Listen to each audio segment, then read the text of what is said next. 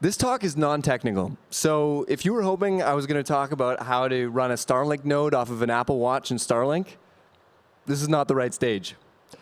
This talk is more of a thank you and a love letter to the ETH crypto space. Because I live and travel full-time in my converted school bus, I'm here to tell you what that's like. I'm here to tell you why I think this community enables me to do that. And I'm here to thank you all for being a part of what enables this kind of lifestyle for all of us. I'm Brendan Lucas, and as you can see from my various phone backgrounds, this is where you can reach me. If you're looking for spoilers from this talk, then you can check out my girlfriend's Instagram on the right, where our travels are all too well documented. I'm the co-founder of WT Consulting. We're a consultancy for smart contract and data work. We have a small international team. We're currently hiring and always looking for cool projects to take on. So send me a message if you need things done or want to be put to work.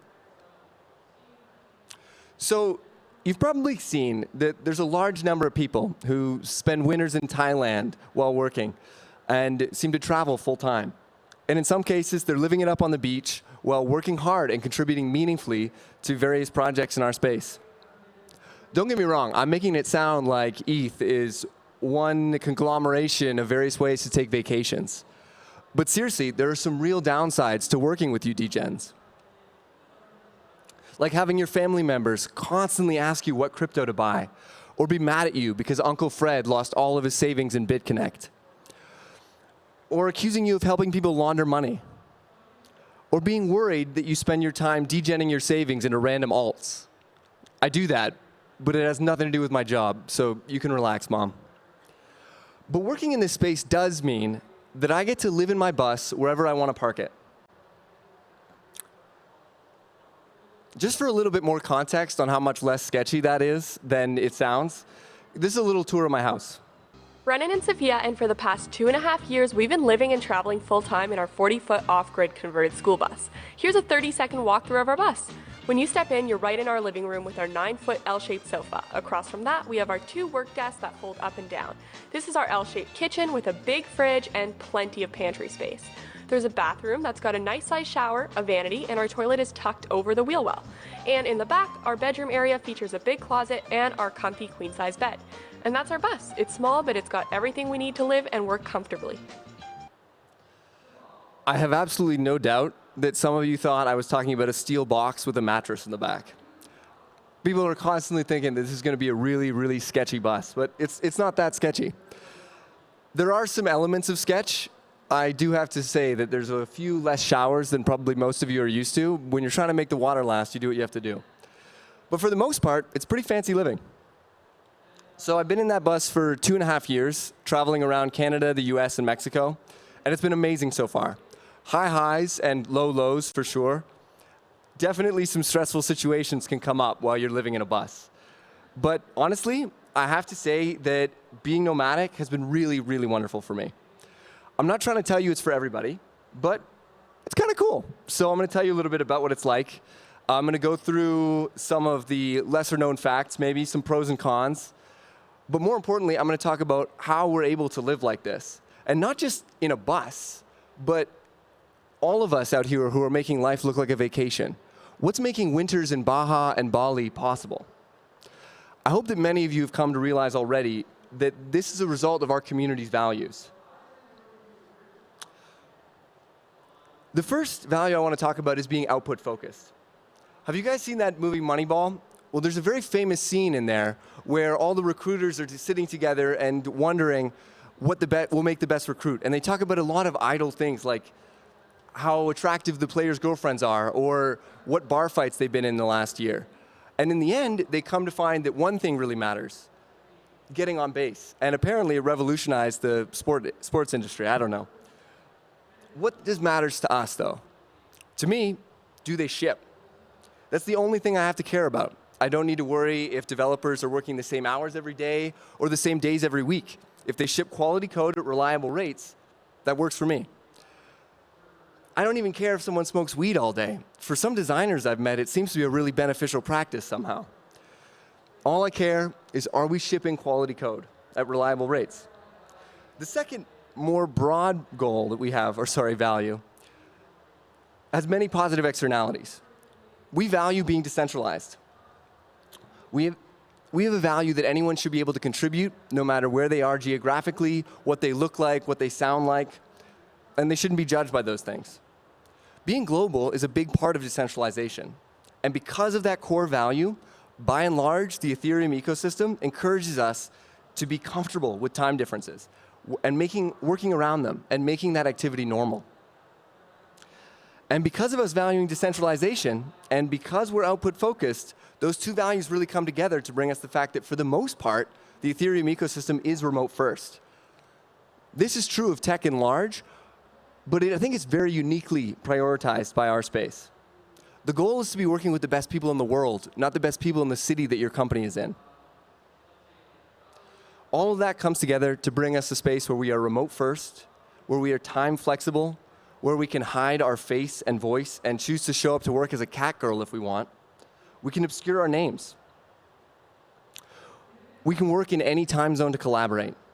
And we can show up to work as the people that we are instead of the people that the suits want us to be. And this is a really wonderful set of values that I think we can be really proud of. We take that very seriously at WT, as I'm sure many companies in the space do as well. Another thing we do with our priorities is we allow people to swap days. So if someone wants to work on Saturday and then take a Wednesday off, they're welcome to, as long as it doesn't conflict with other team members that they might be blocking with work or with a meeting that they might have to attend. One of my coworkers said, "What reason are any of us going places on Saturday and Sunday other than to coordinate with other people who have those days off?" And it really hit home for me because just a few days ago, I decided that it made no sense if I wanted to go see these manatees to go on a Saturday or a Sunday. That park was going to be full. So instead, I was alone with my friends on a Wednesday after I worked that Sunday. Oh, I forgot to play these. So now that I told you how Ethereum enables me to live the way that I do, I'm going to talk a little bit about what living like this actually looks like for me. I'm going to address some common concerns and maybe some unknowns. First, I'm going to go over the 3 Ps: people, power, and pooping. I'm actually kidding. I'm not going to talk about pooping. But if you want to talk to me about it after, it's a pretty common question in the nomadic space. There's just some different systems out there, so we like to compare notes. Anyways, first, let's talk about people or community. A lot of people tell me, "Oh, I could never live in a bus. That couldn't be for me. I need my people too badly." And I can't lie, when I went to leave in this bus originally, I had to say goodbye to co-locating with a lot of really close friends, and it was hard. I had friends who were within a 30-minute drive of me and some that were right next door that, I don't see nearly as often because I haven't really been back. But on the flip side, there are nomads everywhere, digital and otherwise, who are traveling like this. We're really only ever alone as much as we want to be. Sometimes it's nice to get space. Right now, I've left my bus in Florida in a city of about a pop-up city of about 1,000 people. All school buses, vans, and RVs. And I guarantee you that, actually, I couldn't get a live stream link, but Sophia would have been watching this talk with no less than 5 of our friends in our bus right now. Anyways, there are nomads everywhere. I promise community is not such a big thing. We caravan together for months at a time if we want to. Anyways, power. A lot of people think, "Oh, I could never do it because I need so much electricity." Well, we have a ton of electricity from the sun, and solar has gotten really inexpensive. We've been running everything off-grid, and it's kind of one of the coolest things about living there is knowing that I built this mobile power station that could withstand the apocalypse and keep me running the AC. We actually made a video a little while ago about running a hot tub off of our solar for a few days in Mexico. If you have time, check it out. It was pretty fun. But anyways, I don't know if you know, but hot tubs take a lot of power, so we've got some watts. Another question I get all the time: how often do you move? For us, it's usually around 1 to 3 days. That differs. That's just a personal choice. Sometimes it's nice to veg out in the woods or on a beach, especially during tax season, so we can catch up on some things. But we'd stay at some places for like a week. Our record is 14 days on this really awesome surf break in Mexico. But otherwise, we like to keep moving. We travel pretty aggressively. Big question that comes with that is how much do you spend a month on fuel? It's about $400 a month, and we drive about 16 hours on that. 16 hours is actually like the same amount as the average American commuter, which is kind of cool. So yeah, obviously, if we're trying to drive that 16 hours and we're in California, it's not $400. Okay, I have time to address one other concern that I plan for anyone to shout out. So if you have one, please, I'll try to address it. All right. Oh yeah, and I actually thought that was going to be it too. Starlink, easy, done, next. No, I'm kidding. I actually don't have time for any more. But yeah, Starlink makes it really, really easy to configure your router, even when you can load a VPN on there and look like you're showing up from anywhere, which is not really, well, I mean, VPNs are valuable, but I'm not trying to spoof my location for the most part. Yeah, Starlink makes it really easy. Oh yeah, I know what you're thinking. This is pretty impressive, maybe, but I don't know. This sounds so expensive. I don't think I could ever live like this. Well, let me assure you that my altcoin portfolio was not very kind to me during the bear. So I'm going to get into the stats of what it costs to get into this, but fortunately, my girlfriend made a montage. A few weeks ago, this video of our school bus conversion tour went viral, and we got a lot of questions about how much it costs to convert a school bus into a tiny home. So let's get to it. It cost us $2,600 US to buy the actual bus. When we got it, it had all the seats in it and it was already running great. For the actual renovations, we ended up spending around $12,000 US. We saved so much money by buying most of the things in our bus from Facebook Marketplace and from stripping old RVs. So if you really put your mind to it, you can save a lot of money that way. That puts the total cost of our school bus conversion, including the bus itself, at around $14,000 US. The great thing about building out a bus is that you can absolutely customize it to your own liking, and you can spend as much or as little as you'd really like. If you're interested in bus life, you should definitely give us a follow, as we'll be posting lots of tips, info, and bus lifestyle videos. I feel like I absolutely have to say, just because people trust me to write smart contract code, that rounding error, or the addition error, that's intentional so that the Instagram views go. But anyways, not as expensive as you'd think. All in, we were actually about $14,400, but again, that error. Not super expensive, not super inexpensive, but really achievable if you fund it while you build it. I built it out in 5 months, and honestly, I think I would have been a little bit better off to be unemployed. If you're trying to keep that timeline, it's pretty intense. ETH is an amazing space, as I mentioned, but if you try to keep that timeline while working, I promise you're going to let some shit slide. Fortunately for me, I worked at a TradFi fintech startup at the time, so I made it to my meetings and no one really noticed. But all completed and our 9 to 5s in tow, we hit the road. We got about as far as Cambridge before I needed a new turbo actuator. So that's about 7 hours after we started. But other than that, no issues for a long time. And life got pretty good. We figured out how to make small work, and we learned a lot about how to work effectively in our space. And let's be real, in a relationship, we learned a lot about living together in that tiny-ass space. Though I'm going to surprise you now a little bit by saying that I spend way more time talking about how big this space is than how small it is. All my friends are in vans, so they're always saying, oh my God, this living room, so much space to work, so much space to entertain. I like to say I live in a vansion. We've been all over in the last 2.5 years, and pretty much to every state. I've gotten to keep speaking French. I speak Spanish now almost well enough to get most things done after our 2 winters in Baja. Although I know a little bit more bus vocabulary than Duolingo would have wanted me to. And I've had some really credible experiences along the way. When we were in Mexico, I started surfing about 3 times a day. Once in the morning, once at noon for lunch, and then again at sunset. I got to swim and paddleboard with humpback whales. Oh, that's a video I forgot to play. I got to fire off guns with some locals in Montana, an experience that left Sophia with nightmares for weeks, but I'll be honest, pretty cool. We got to live at the Golden Gate Bridge for a few days, actually twice, and we've managed to go skiing in May in the Alabama hills. I've really gotten to work with some of the best views as my not-so-virtual background. Where I really felt like this ETH space was giving back to me, I was in Oregon. Because we moved so much, I remember everything based on where I was at a given time. But anyways, I was in Oregon, and the startup that I was consulting for at the time started really scrambling. So I stepped up into a head of engineering role, along with taking ownership of their front-end code from a technical ownership perspective. And I started putting in like 16-hour days for about 2 months. And I know what you're thinking. There is no possible upside that can come from these circumstances. But I think you're wrong.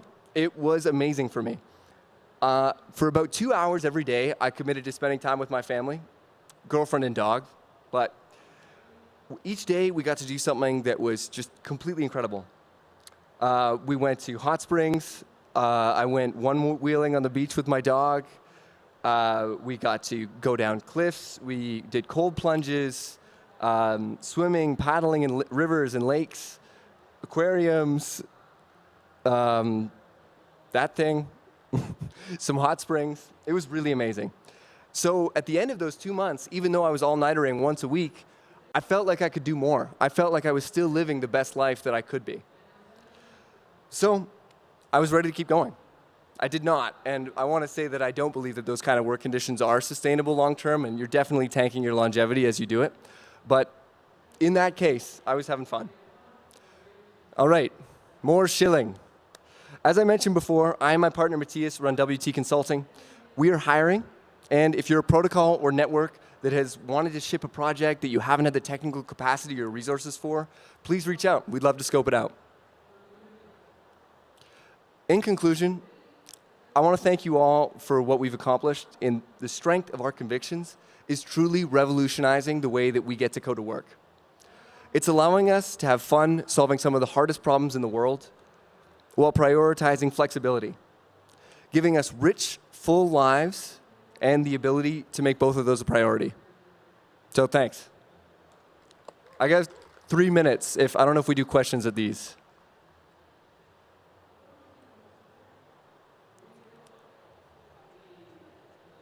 So yeah, water depends. So we usually try to run out every 2 weeks, but if we're showering a lot, then we'll go through it in no, honestly, 2 weeks is pretty much the fastest we've ever drained it, unless we're trying.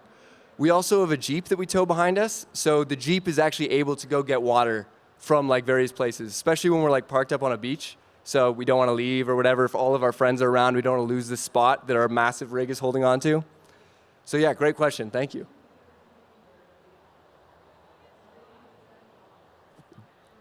Was it strapped or stuck? Oh, stuck in the beach or mud. Yeah, that's a great question. You've probably heard of a lot of vans getting stuck, especially if they're driving ProMasters. It's the front wheel. I don't know why they did that. Anyways, we're lucky. It's a Canadian. I'm Canadian, by the way. But anyways, it's a Canadian bus. It's got this sweet mud snow setting and a really, really powerful engine compared to its size. This is going to be a little bit too bus nichey, but if you have a Cummins 5.9, then you probably have a little bit less ability to get going in the sand. I've seen a lot of my friends get stuck that way. But yeah, when I've been stuck one time, and it took us about 10 minutes to get out of it. We got this sweet mud snow setting, so you can just plow through the soft stuff. Any others? Oh yeah, that's a great question. Have you ever felt unsafe? So one time when I was in Mexico, I was getting work done on the bus, and they kind of broke something, and they didn't want to cop to it. And then I asked him a question about business insurance, and then subsequently he was like, "That doesn't exist here." And then I started taking pictures. That's when it got hairy for a second. I got a little nervous. They got 6 men, and they drove me all the way home. They followed me home, so I didn't go to the cops. That was the only time I ever felt actually unsafe. But even I was getting one time, this guy tried to rob us in Kansas City. He tried to take the scooter we had off the back. I just knocked on the door and was like, "Dude, what are you doing? We're here. It's fine. Go away." But it's okay. Anyways, so even then I wasn't really feeling unsafe. Although I feel I should a lot of times in America, because y'all have guns, and maybe I shouldn't advertise this, but we super don't. So yeah, great question. 23 seconds. I should probably get off stage, but any last ones? Oh yeah. I'm sorry I got none of it. Oh yeah, sure. You know what?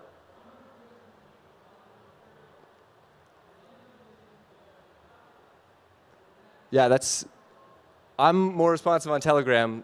Let's be real, the Instagram is my girlfriend's. I'm not actually on the internet. All right, thanks so much, guys.